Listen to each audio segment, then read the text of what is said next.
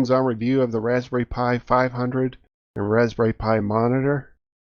We haven't really covered that, but that looks pretty cool.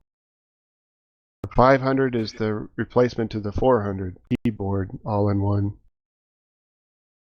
Have you looked at any videos about that, Netminer? I haven't. I just got my notification about Magpie, whatever. I'll put a link to that in the show notes. I would also like to find out about that monitor. What is it? Just monitor? What? It's a $100 monitor. Okay.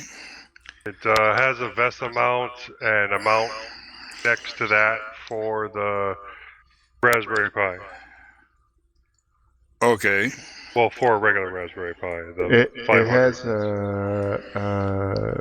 it says 5 volts, 1.5 amp, USB Type-C, can be powered from Raspberry Pi USB port, adjustable VESA mount points, 15.6 inches, 16 by 9 aspect ratio IPS LCD, 1920 by 1080, 2 times 1.2 watt speakers, along with the headphone jack, and also HDMI input. It's nice that it's 5 volt. Yeah. Well, that's what I might do over Christmas or the next week. I get my Pi 5 back up as a desktop. I've got a nice little TV that a friend of mine salvaged for me. And the nice thing about the Raspberry Pi is that it produces audio over the HDMI outputs.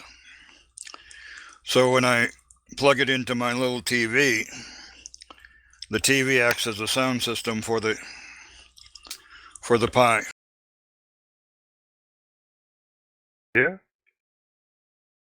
Are you running off of micro SD, or did you set it up to boot and run off a USB?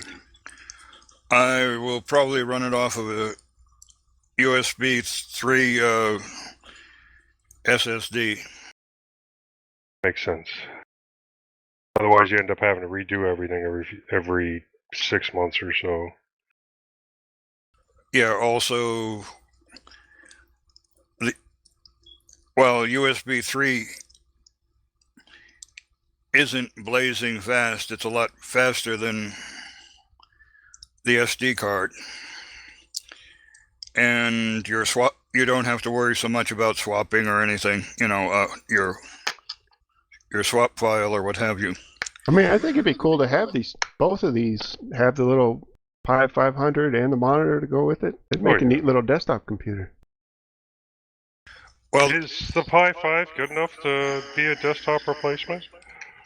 The Pi 500 comes with the same chip as the Pi 5 and 8 gigabytes of RAM. Yeah. Well, the thing about it is that with the Pi keyboard computers, the question I'm going to have is, the heat? Do they have?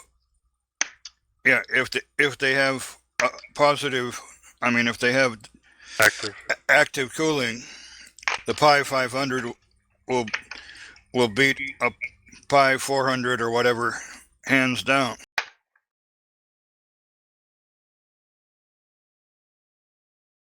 So they open it up and it says a chunky slab of metal acting to both protect the electronics and as a heat sink for the hot running system on a chip. I think you can add a fan though.